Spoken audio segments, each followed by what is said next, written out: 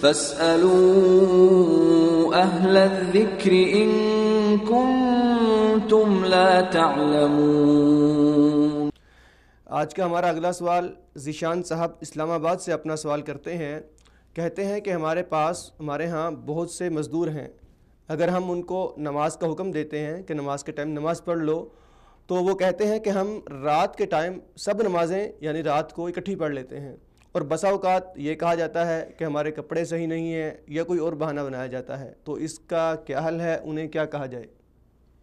اس کا حل تو یہی ہے، یہ ہٹ درمی ہوتی ہے اور نماز سے بھاگنے کا ایک طریقہ ہوتا ہے۔ یعنی میرے کپڑے خراب ہیں، وقت نہیں مل رہا، چھٹی نہیں مل رہی۔ بھائی اسلام دنیا میں ہمیں رہنے کا طریقہ بتاتا ہے، کھانا پینا، سونا جاگنا، نمازیں، ہمارے شادی بیاہ، ہمارے تمام معاملات اسلام نے بتائیں۔ اسلام نے بتایا دنیا میں رہنا کس طرح ہے، کس وقت اٹھنا ہے، کس وقت سونا ہے، نیند میں تمہارے لیے سکون ہے، کام کرنا ہے نہیں کرنا، کون سی چیز حلال ہے کون سی چیز حرام ہے، سب کچھ بتایا۔ کام نبی کریم صلی اللہ علیہ وسلم کے زمانے میں بھی ہوتا تھا۔ نبی کریم صلی اللہ علیہ وسلم کے زمانے میں اس سے، یعنی آج کے دور میں چلو مشینیں موجود ہیں، مشینوں سے کام ہوتا ہے، آدھے سے زیادہ کام مشینیں کرتی ہیں۔ بالکل اس دور میں سارا کام ہاتھ سے ہوتا تھا۔ کپڑے گندے ہونا اس دور میں یہ حتمی بات تھی کہ کپڑوں پر کچھ نہ کچھ مٹی کے چھینٹے، یا اگر ہم کام کر رہے ہیں کسی نہ کسی طریقے سے کپڑے خراب ہمارے ہو رہے ہیں، مزدوری کر رہے ہیں، اٹھا رہے ہیں، تو مشینیں نہیں تھی بھائی، ہاتھ سے کام کرتے تھے۔ تو کام نبی کریم صلی اللہ علیہ وسلم کے زمانے میں بھی تھا۔ بہانہ یہ کریں کہ ہم کام کرتے ہیں اور ہمیں چھٹی نہیں ملتی، بھائی کمپنیز کو بھی چاہیے یا جو لوگ جہاں پر کام کرتے ہیں ان کو یہ چاہیے، منڈی میں جہاں کہیں بھی، کہ نماز کے وقت ایک اپنا پوری مارکیٹ میں ایک نماز کا وقت جو ہے اس کو مختص کریں۔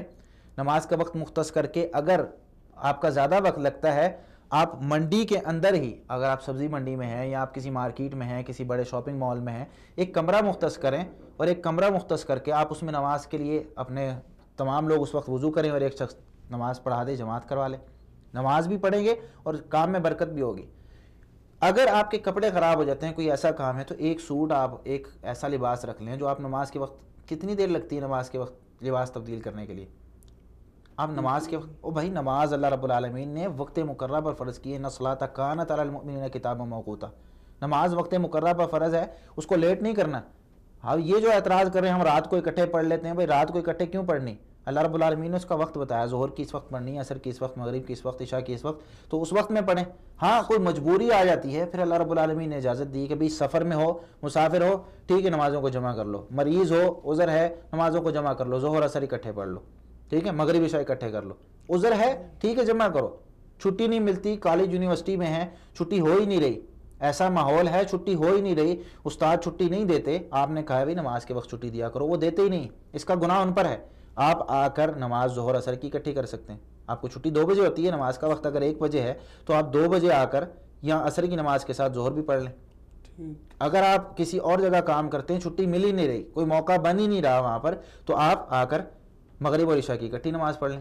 لیکن نماز کو مغرب عشاء کو اکٹھے کر سکتے ہیں، ظہر عصر کو اکٹھے کر سکتے ہیں مجبوری کے وقت، لیکن چھوڑ ہی دینا یا یہ کہنا کہ میں رات کو پڑھتا ہوں، یہ بالکل غلط ہے۔ تو ہمارے جتنے بھی کام کرنے والے مزدور بھائی ہیں یا کسی بھی طریقے سے کسی بھی فیلڈ میں وہ کام کرتے ہیں، نماز کا وقت اپنے شیڈول میں لازمی رکھیں۔ اگر نماز کا وقت آپ کے شیڈول میں نہیں ہے تو آپ جتنا مرضی مسلمان اپنے آپ کو کہتے رہیں، آپ مین کام اسلام کا جو ستون ہے اسی کو آپ نے قائم نہیں کیا ہوا، تو اوپر جو بلڈنگ آپ قائم کر رہے ہیں، لوگوں سے حسن سلوک کے ساتھ بات کرنا، یہ سارے کام، تو پھر تو یہ اس کا کوئی فائدہ نہیں ہوگا نا۔ اللہ تعالیٰ عالم بالصواب۔ فاسألوا أهل الذكر إن كنتم لا تعلمون۔